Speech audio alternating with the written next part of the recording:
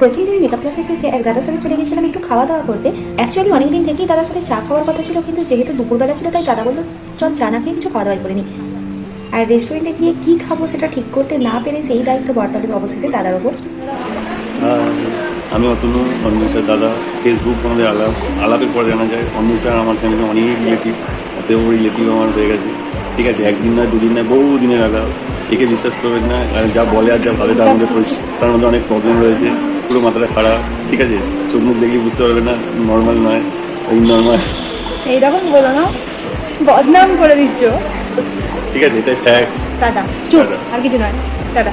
Order দিয়েছিলাম পোলাও আর chicken দো পেঁয়াজা, এবং খাবারটা সত্যিই খুব ভালো করেছিল। এই ছিল দাদার ইন্ট্রোডাকশন আর আমার সম্বন্ধে বলে তার কিছু বক্তব্য। যদিও আমি আন্দাজই করতে পারিনি যে এরকম কিছু বলতে পারে বলে। যদিও সবটাই ছিল আর কি চলে বলা। খাওয়া দাওয়া শেষে আমরা রেস্টুরেন্টের একটা ভিডিও নিয়ে নিলাম, আর রেস্টুরেন্টটা ছিল খুবই সুন্দর সাজানো গোছানো। তো আজকের ভিডিও এই পর্যন্তই। Follow for more.